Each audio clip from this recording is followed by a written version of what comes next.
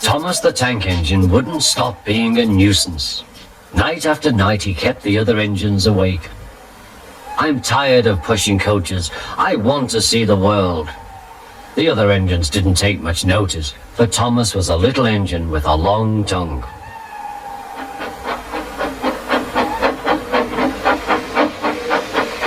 But one night, Edward came to the shed. He was a kind little engine and felt sorry for Thomas. I've got some freight cars to take home tomorrow. If you take them instead of me, I'll push coaches in the yard. Thank you, said Thomas, that will be nice. Next morning, Edward and Thomas asked their drivers, and when they said yes, Thomas ran off happily to find freight cars.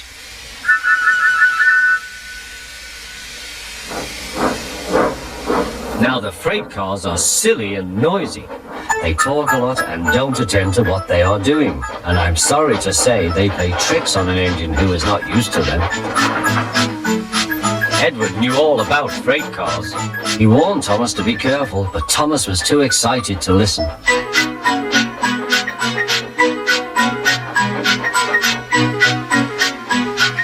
The shunter fastened the coupling, and when the signal dropped, Thomas was ready. The conductor blew his whistle. Peep, peep, answered Thomas, and started off. But the freight cars weren't ready. Oh, oh, oh, they screamed, wait, Thomas, wait. But Thomas wouldn't wait. Come on, he puffed. All right, don't fuss. All right, don't fuss, grumbled the cars.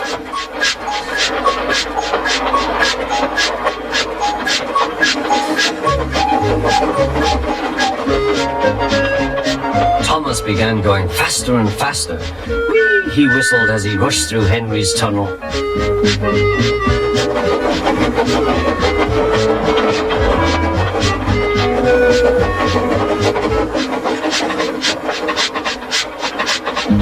Hurry, hurry, called Thomas. He was feeling very proud of himself, but the cars grew crosser and crosser.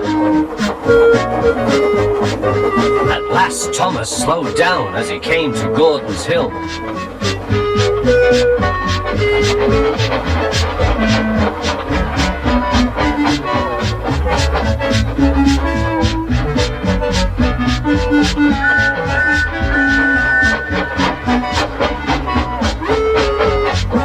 Steady now, steady, warned the driver as they reached the top.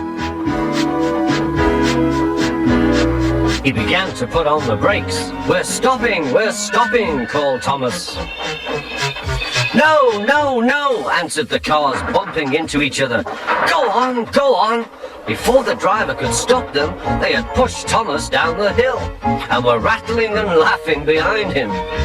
Poor Thomas tried hard to stop them from making him go too fast. Stop pushing, he hissed. But the cars took no notice. Go on, they giggled in their silly way.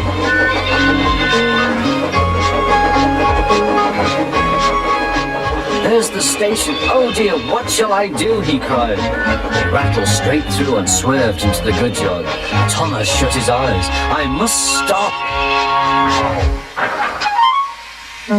When he opened his eyes, he saw he had stopped just in front of the buffers. There, watching him, was Sir Topham Hatt. What are you doing here, Thomas? He asked. I've brought Edward's freight cars, Thomas answered. Why did you come so fast? I didn't mean to. I was pushed, said Thomas. You've got a lot to learn about freight cars, Thomas. After pushing them about here for a few weeks, you'll know almost as much about them as Edward. Then you'll be a really useful engine.